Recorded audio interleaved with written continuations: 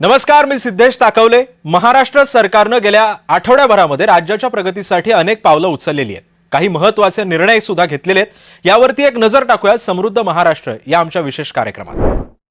मुंबई महानगराच्या दळणवळणासाठी महत्त्वाचे निर्णय घेण्यात आले। शहरातील पायाभूत सुविधा विकासामुळे मुंबईतील दळणवळणाला गतिमानतेचा बूस्टर मिळालाय, असा विश्वास मुख्यमंत्री देवेंद्र फडणवीसांनी व्यक्त केलाय। मुख्यमंत्री देवेंद्र फडणवीस आणि उपमुख्यमंत्री सुनेत्रा पवार यांच्या उपस्थितीमध्ये दूरदृश्य प्रणालीच्या माध्यमातून झालेल्या कार्यक्रमात कोणते प्रकल्प मार्गी लागलेत पाहूयात। भारतनगर रोड ते वाकोला जंक्शन उन्नत मार्गिका खुली झाली आहे। बीकेसी परिसर वाहतूक कोंडीमुक्त होणार आहे। चेंबूर मेट्रो स्थानकाचं लोकार्पण संपन्न झालं। ठाणे ते बोरीवली दुहेरी भुयारी मार्गाच्या खोदकामाला सुरुवात झाली आहे। मुंबईसाठी पुढील वर्षी मेट्रो सारख्या 238 उपनगरीय लोकल या सेवेमध्ये रुजू होतील। पहिली मालिका ट्रेन्सची ही 2027 मध्ये यावी आणि त्यानंतर पुढच्या 2 वर्षांमध्ये 2029-30 पर्यंत मुंबईच्या सगळ्या लोकल मेट्रो सारख्या आधुनिक, स्वच्छ, सुंदर आणि एसी व्हाव्यात। आणि पुन्हा एकदा सांगतो, एसी झाल्या तरी सेकंड क्लासचं फेअर वाढणार नाहीये। राज्य मंत्रिमंडळाच्या साप्ताहिक बैठकीमध्ये भूसंपादन मोबदल्याच्या बाबतीमध्ये महत्त्वाचा निर्णय घेण्यात आलाय। भूसंपादन, पुनर्वसन आणि पुनर्स्थापना करताना दिल्या जाणाऱ्या मोबदल्यास विलंब झाला तर सरकारकडून दिल्या जाणाऱ्या व्याजामध्ये सुधारणा करण्यात आलेली आहे। हा निर्णय घेणाऱ्या बैठकीच्या अध्यक्षस्थानी मुख्यमंत्री देवेंद्र फडणवीस होते। रिझर्व्ह बँक व्यावसायिक बँकांना ज्या व्याजदरामध्ये कर्ज उपलब्ध करून देते त्यापेक्षा सरकारचा सुधारित व्याजदर हा 1% अधिकचा असेल। मुख्यमंत्री देवेंद्र फडणवीसांच्या अध्यक्षतेखाली राज्यातील महानगरपालिकांच्या आर्थिक सक्षमीकरणासाठी संरचनात्मक धोरण आखण्याबाबत नगरविकास विभागाची बैठक संपन्न झाली। यावेळी उपमुख्यमंत्री एकनाथ शिंदे, उपमुख्यमंत्री सुनेत्रा पवार यांच्यासह वरिष्ठ अधिकारी उपस्थित होते।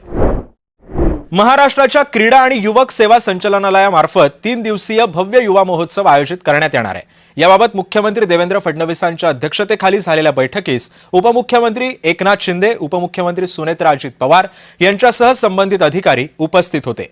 पुण्यातील बालेवाडी क्रीडा संकुलात 3 दिवस आयोजित होणाऱ्या या महोत्सवात सुमारे 1000 प्रतिनिधींचा सहभाग अपेक्षित आहे। हा क्रीडा महोत्सव देशभरातील युवकांना विविध क्षेत्रातील संधी उपलब्ध करून देईल आणि युवकांना एकत्र आणणारा दुवा ठरेल, असा विश्वास मुख्यमंत्री देवेंद्र फडणवीसांनी व्यक्त केला आहे।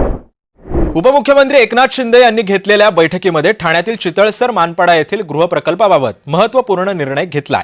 या प्रकल्पातील घरांच्या किमती आता आर्थिक वर्ष 2020-21च्या रेडी रेकनर दरानुसार निश्चित करण्यात येतील। या निर्देशासह उपमुख्यमंत्री एकनाथ शिंदे यांनी असंही सांगितलं की चितळसर मानपाडा गृहप्रकल्पाच्या यापूर्वी काढलेल्या सोडतीमधील 434 विजेत्या लाभार्थ्यांना कायम ठेवावं आणि उर्वरित घरांसाठी नव्या दरानं सोडत काढावी। कोल्हापूर इथं मुख्यमंत्री देवेंद्र फडणवीस यांच्या हस्ते महाराष्ट्र राज्य पोलीस गृहनिर्माण कल्याण महामंडळामार्फत उभारलेल्या पोलीस अधिकाऱ्यांच्या निवासी इमारतींचं उद्घाटन करण्यात आलं। यावेळी उपमुख्यमंत्री सुनेत्रा पवार यांच्यासह इतर मान्यवर उपस्थित होते। जे पोलीस 24 तास आमच्याकरता राबतात त्यांना मात्र खोपट्यामध्ये राहण्याची व्यवस्था, ही परिस्थिती बदलली पाहिजे, म्हणून सातत्याने हे काम आम्ही करतोय।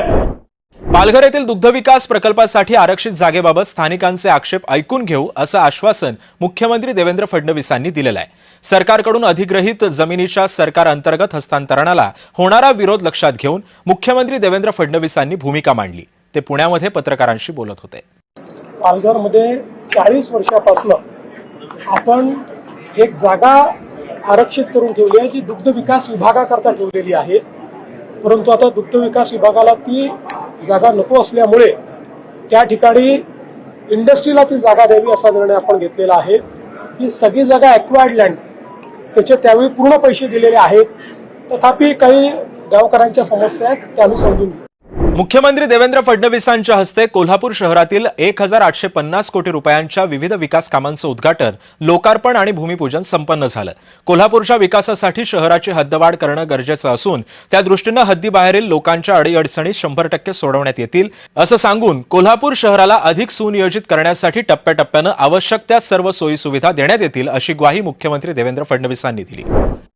कोल्हापूरला जसं छत्रपती शाहू राजांच्या महाराजांच्या जमान्यामध्ये या ठिकाणी त्या काळचं सर्वात चांगलं आरोग्याची व्यवस्था ही कोल्हापूरला उभी झाली होती, त्याचकडे आता पुन्हा कोल्हापूरने वाटचाल सुरू केलेली आहे आणि अतिशय उत्तम अशा प्रकारची आरोग्य व्यवस्था ही या ठिकाणी कोल्हापूरमध्ये होते.